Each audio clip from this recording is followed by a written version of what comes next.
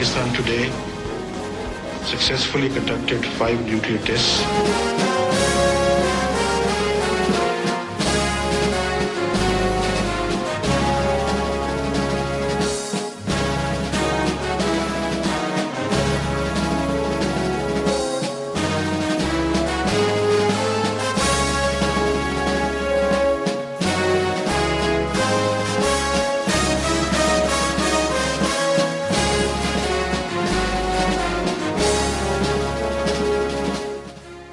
पाकिस्तानी कौम अपनी तरकीब में खास है। अगर इसका सियासी शऊर सो जाए तो कई सालों तक करवट ही नहीं लेता, और अगर जाग उठे तो शातिरों की कई पर्दों के पीछे चली हुई चालें भी इनकी सियासी बसीरत से बची नहीं रहती। मुल्क के दानिश्वर तबके का एक हिस्सा मातम कुना है कि ये कौम अपनी धरती से लाताल्लुक हो गई। तावील ये पेश की जाती है कि नौमौलूद रियासत के ज़ईफुल उमर बानी को कराची की एक सड़क पर लावारसों की तरह मार दिया गया, लेकिन कौम ने किसी भी मरहले पर ये सवाल न उठाया कि मुल्क के गवर्नर जनरल को थकी हुई एम्बुलेंस भिजवाने का हुक्म किसने दिया था।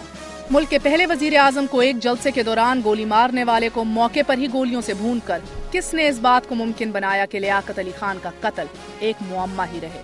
कौम इस साजिश को भी चुपचाप पी गई। जो लोग हसूल पाकिस्तान की तहरीक का हर अव्वल दस्ता थे वो मरदूद हरम करार दिए रहे, इन पर जुल्म के पहाड़ टूटते रहे, लेकिन ये कौम बेखबर ही रही और आखिरकार मुल्क टूट गया। लेकिन किसी ने ना पूछा कि हमारे भाइयों पर फौजकशी किस जुर्म में की गई।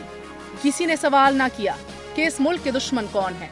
किसी ने इस मुल्क की वहदत को पारा पारा करने वालों को काबिल ताज़ीर ठहराने का नारा बुलंद ना किया। एक और वजीर आजम को जब गिरफ्तार किया गया तो उसने अपने बेटे को मुसल्लह जदोजहद के जरिए अपनी रिहाई की कोशिशों से रोकते हुए कहा कि अवाम ही उन्हें छुड़ाएंगे। लड़ोगे, मरोगे और जदोजहद करोगे। लेकिन जेल की दीवारें अवाम के गजब की बाज़गश को तरसती ही रह गईं। ना तो जेल का फाटक टूटा और ना ही धरती कांपी, और मुल्क का मुंतखब वजीर आजम एक आमिर के हुक्म पर सूली चढ़ा दिया गया। एक और वजीर आजम को हथकड़ियों में जकड़ा गया, फिर उठाकर मुल्क से बाहर फेंक दिया गया।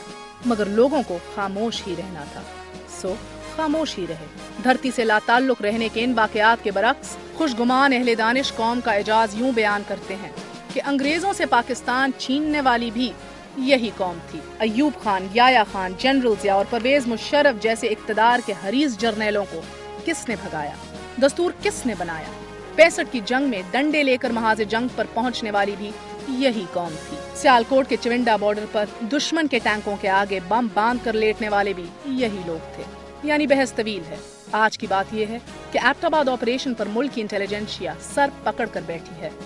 मुल्क की हुर्मत खुद मुख्तारी लुट पुट चुकी है, लेकिन आवाम खामोश है। क्या ये खामोशी मादरे वतन से लाताल्लुकी है, या सब कुछ बर्बाद कर देने वाले तूफान की आमद का पेश खैमा? ये जानने के लिए मैं गलियों बाजारों में अवाम के साथ मौजूद हूँ।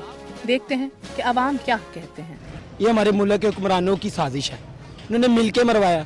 कोई थर्ड पर्सन आके आपके घर में आपको मारे और आपके घर वालों को पता हो कि आपके घर में कोई घुसा है।